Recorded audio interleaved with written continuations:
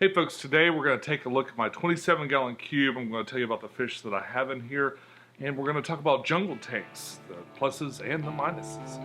It's all coming up right after this.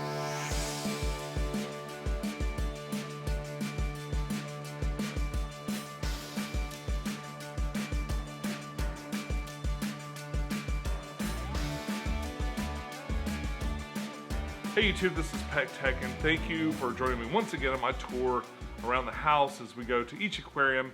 I'm trying to do an update, but also kind of talk a little bit more about more topical issues along with that. So with this one, there's really not a lot to talk about. I mean, last November, I believe I did my last update on this with the Marinland tanks.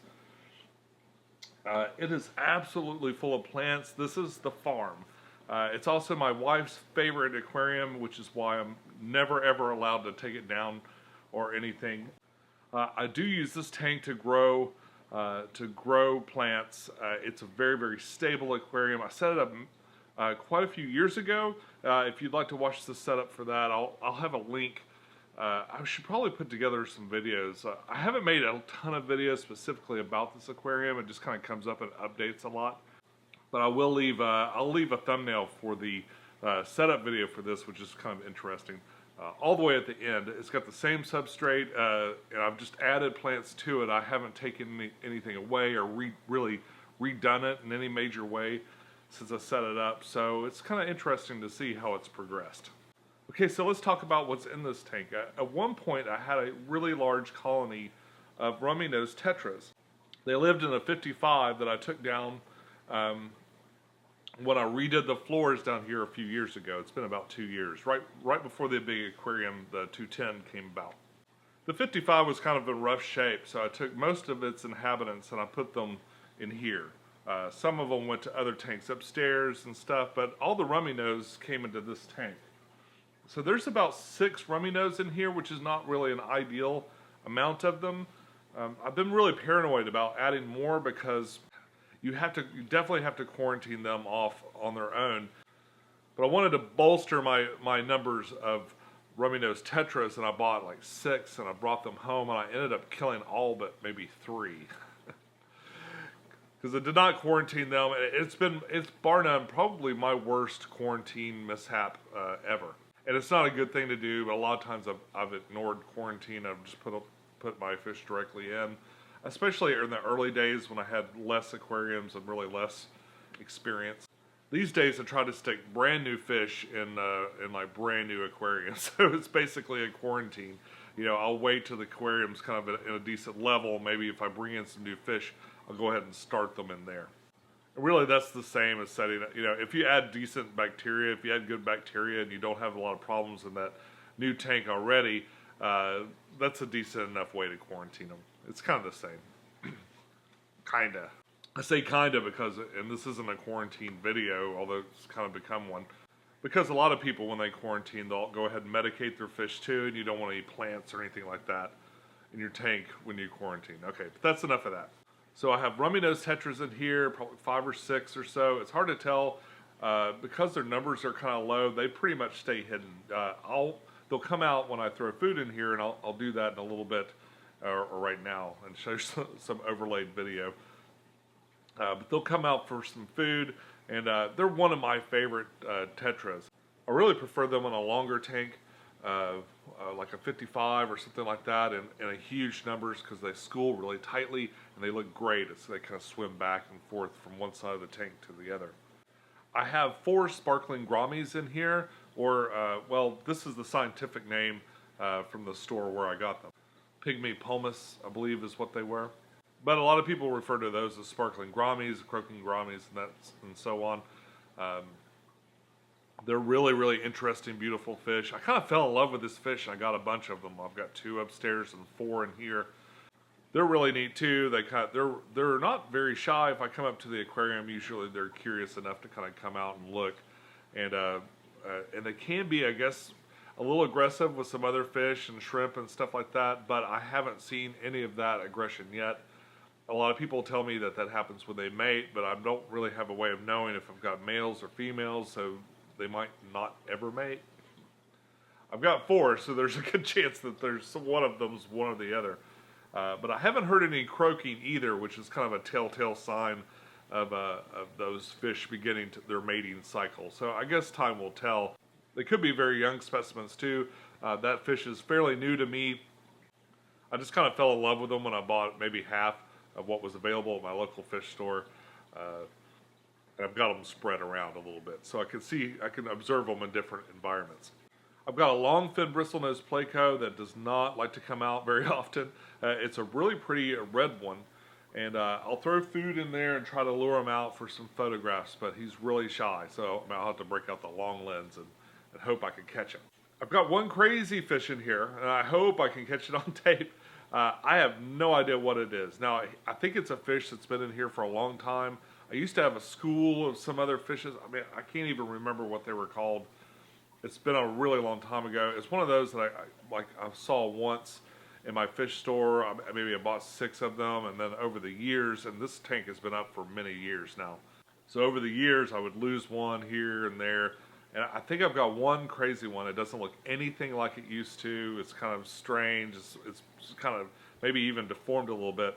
But it kind of comes out and spastically runs around when I put food in, and then it's gone, and I don't see it anymore. So, if you remember that crazy guy that was left on the island, and Treasure Island, that they found and kind of leads them to where he'd moved the treasure. That's the way I think of this fish. He's that crazy loner that kind of lives in the back there and just kind of comes out for food and then runs away. Another major inhabitant that might be at risk with the Pecktec gouramis is the cherry shrimp. I'm not too worried about it because I've got literally hundreds and hundreds and hundreds of cherry shrimp. Maybe thousands would be better of cherry shrimp, all in all the tanks here. All the tanks where they don't have fish on that will eat them, that is. There's still massive, massive numbers in here. Like it's so thick and dense that even if they were hunted, I have no doubt that they would just continue to procreate and survive, because this is a really, really dense covering. I'm seeing babies and medium-sized ones and large-sized ones, so I know that the cycle is ongoing. Like just looking over here now, I can see them in literally every corner of this tank. Also in here, I have some Amano shrimp, of course. I try to keep a few Amano shrimp in any of my planted tanks, just because they're the best algae eaters around. I really wish that they would procreate in fresh water. They do not. So whatever Amanos I get, I have to add. But they live for a very long time. So it's even though they're a little expensive, you really get a lot out of them. So that's pretty cool. Overall, the stocking in this is really low, and I do that on purpose just to make it a little bit easier to keep. Also, I like to have something that's got some population and some plant growth, but not too much, in case there's a problem in another tank and I need to suddenly move everybody there. That's why some of my tanks have, we'll say, a regular amount of fish in them, and some do not. Like my flora upstairs with the 1 betta, I could easily move 6 tetras or danios or something into that tank if I needed to kind of make some room. I've got a number of fish in my 56 gallon upstairs, which I'll need to get to. It might be my next video. That could probably move down here and sort of fill it in a little bit more. I would like to see a little bit more activity. I kind of like to get some more rummy nose tetras. If anything, I'd like to take them out of here and move them over to the Megaflex, but hunting them down in this jungle is really a pain. And that'll kind of bring me to my first negative of the jungle tanks. Anything you put in here is going to pretty much stay in here, because you cannot take a net through all these plants. It's just too dense. There's a lot of crypts in here. I can't remember specifically the kind of crypt. It's just been that long ago. There's some dwarf sag down at the bottom. There's a lot of Anubias, like there's an Anubias nana on the sides. I've got a lot of stem plants that I've trimmed out of the other tanks. You've already seen all those stem plants. A lot of them are kind of around on the sides now. And I've got frog bit on top. I don't have any circulation at the surface of the water. This has a Fluval 206 canister filter, and I have it coming in about mid-water, right about this level. it's over here though. Right about this level on the back. I have no agitation at the surface, and the frog bit just really goes nuts in there. There's no CO2 in this, although I did start this out with CO2. This was my CO2 tank. It was the only one that had CO2. Now the only one that has CO2 is the 20-gallon upstairs, which I did a couple of weeks ago, maybe a week ago.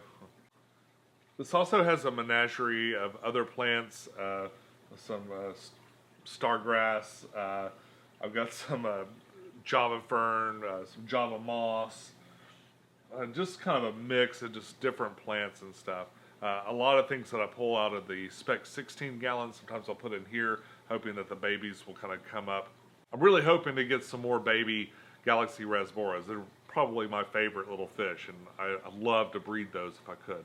In fact, I had a scheme before all this coronavirus furlough thing started. I had a scheme to do a little breeding project in my garage, and I probably could still do that. I could easily probably take the fish I've got and try to spawn them, so that still might happen. But yeah, probably by far the biggest negative for a jungle tank is you can't put anything in here that you wouldn't want to just basically keep in here. I talked in my last video about pulling the yo-yo loach out of this tank. And I did. I had to drain the water all the way down to here so he couldn't just run all around the tank. He'd be kind of stuck. And then I had to actually remove plants and then find them in there, kind of work them into the net, and then carry them over here and dump them in. And then replant the plants that I had to pull out, or I think I rehomed a couple of the plants. And it's that way every time. Another fish that I added to this tank from this tank was one of the Siamese algae eaters, and it was the same thing. They're super fast. They're really smart too. So if you go for them once and you miss, they just kind of dive down under the plant. So I did the same thing. I drained it as low as I could, worked a net in there, and got it out. Another thing about jungle tanks is this makes it really hard to know exactly what you've got in here. Like I said, I've got maybe between 4 and 6 rummy-nosed tetras. I'm not even sure. I mean, they come out and I can kind of count them, but the ones that aren't shy, like the gouramis and stuff, those guys, those are pretty easy to count. But everything that's hiding in here, anything that's really hiding in here, like I said, there are 2 fish in here that are kind of leftovers from other schools that I've had in the past. I didn't even know were there until I started observing a little bit more closely. Another negative is this isn't really an aquascape. I mean, it's kind of an aquascape, but it isn't. It's just kind of a tank full of plants. I mean, you can do better with this. And what I've tried to do is I've tried to kind of force the Anubias, these lower level ones that don't grow all the way to the top in the front, and I've pulled out some of these and kind of thinned them out to the point where they start mid-tank. And that will give me a little bit of depth, and it gives me some space for the fish to run around at the top, kind of unimpeded. But they zip right through all these plants. They don't even care. So I'm not too worried about like open swimming space necessarily for these guys. But it does kind of provide them with a little stage to kind of like come and entertain you. So if you come over to the tank to feed them, you can kind of enjoy their company a little bit if you give them some open swimming space. Now the positives. Now the positives I feel greatly outweigh the negatives. But one positive was that this water stays incredibly clean. My sponges in the canister filter, when I go to clean them out, are almost clean already. And it's amazing. A lot of that's due to there's no Malaysian driftwood in here. Malaysian driftwood sloughs off so much wood. It really gets into your filters and clogs it up. I used spider wood for this, which is almost degraded down to nothing. I mean, you can see little bits of it here and there, but there's barely any wood left in this. And it's kept my tank really, really clean. The other thing is it's got lots of environments for the fish to breed and fish to procreate, and the shrimp right now. The shrimp are a great example. What a tiny, fragile species. I've got stuff in here that will definitely hunt down babies and eat them, but I'm still seeing juvenile shrimp. I'm still seeing all kinds of things that wouldn't happen if this was a sparsely populated tank. Probably the next densest population of plants I've got is the Megaflex. and that's on purpose. I want those to be as low maintenance as possible. One particular problem in this room that I'm in right now are these windows. I've got a window on either side of this tank. And in the early afternoons, a lot of light comes in through here. In the evenings, light literally pours through the other window over there. And in the past, I've had quite a bit of algae problems, no matter where I had this tank oriented. It used to be kind of behind me. I've always had some issues with algae in this tank.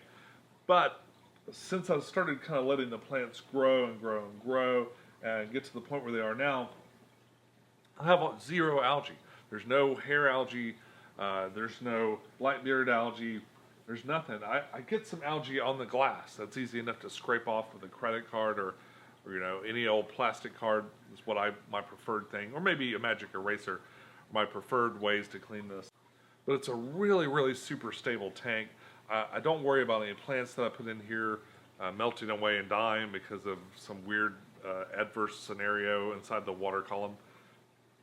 And the same with fish. Any fish that I bring into here, I feel like they're going to be nice and comfortable. They've got a nice place to hide and relax in the back. Even if there were other fish in there that maybe they didn't get along real well, they would be able to, they all have their kind of like little place to go and hide in here. The light I'm using now is one of the Kessel lights, one of the original ones that I had set up on the big tank. When I replaced the lights with a bigger light, bigger Kessel lights, I moved it over here. It is connected to all the Kessel lights on the controller, so it will dim, get brighter and dim down along with the other tanks, so they're kind of tied together. It's neat the way the Kessels do that too, because I just got like a really long audio cord, like a headphone jack cord, and it goes from here and kind of runs around the wall and then connects up to one of the Kessels over on this side. Prior to this light, I had another Kessel on here, like an older version, and you weren't able to control it in any way, like it was either on or off, and the fan was a little bit louder than I liked. But even though the Kessels are extremely expensive, they do grow plants. Here's proof. I don't add any ferts to this. I don't add CO2 anymore. I haven't added CO2 to this in probably 2 years, maybe more, 2 or 3 years. I used a very modest kind of mixture of substrates in this too. Again, I'll refer you to the setup video. It's got the same substrate in it that I set it up with. I think it was Eco-Complete even. Eco-Complete and fluorite is what I think I used. I can't even remember. It's been so long ago. The biggest secret to a jungle tank, if you want to do one, is just let it grow. Let it grow. Let it grow. You can have some plants, you know. This tank is many, many years in the making. And you can do it too.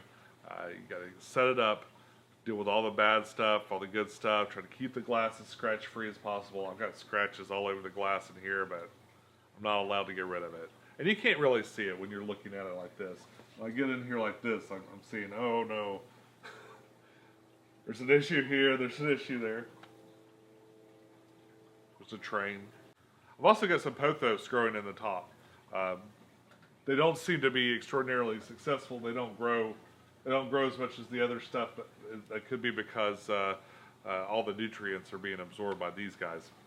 Another filter that I use is I've got a surface skimmer hidden in the back here, and I use that because I'm not agitating the surface a lot, and I have seen some film from time to time. It's never really bad though. Like mostly it's covered in frog bit, and a lot of what I do is kind of try to remove that frog bit so I could get some light in here. In fact, I've just pulled out a big handful so we could even see inside of this thing. Once you get some big mature plants and they really start to send out their runners and grow and grow and grow, you can achieve a tank like this in no time. I do recommend maybe if you think you're going to want to go jungle, I go a little bit deeper with the substrate than you normally would. It'll just kind of prolong the amount of life that some of these plants will have, give them more of an advanced root structure too. I think for this I did about 2 inches of substrate. You could probably do between 2 and 3. Normally I do like 1.5 inches or something like that. Kind of light and lame. I've tried to do deeper and deeper beds of substrate because I find that the longevity of those tanks really depends on how well and how long your plants can survive in there. It'll kind of stave off that old tank syndrome that you get with so many aquariums for a few years, just by making that just a little bit deeper. But folks, that's all I got for you today. I've been making videos like crazy. I'll be making another video here in the next couple of days. If you haven't seen my game channel, I just did a review of Tang Garden, which is a really beautiful game. It'll be available in retail soon. Wow, it's probably the most gorgeous board game you'll ever see. I did a nice review of it. Be sure to check it out. Big thank you to all my Patreon subscribers and one-time donators. Thank you so much. I really appreciate you helping us out. But I'll be back real soon with another video. Until we meet again, follow your bliss, keep a clean tank, and I'll see you soon. Bye-bye.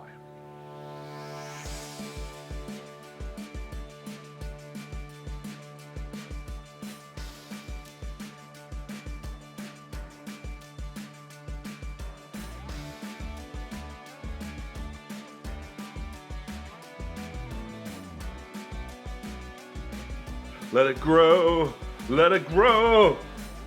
I've tried to do deeper and deeper beds of substrate as I've gone along in my fish keeping, just because it does make a big just because it does make a big difference. I've tried to do.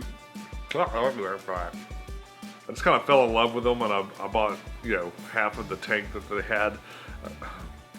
I just kind of fell in love with them when I bought about half of all the tank.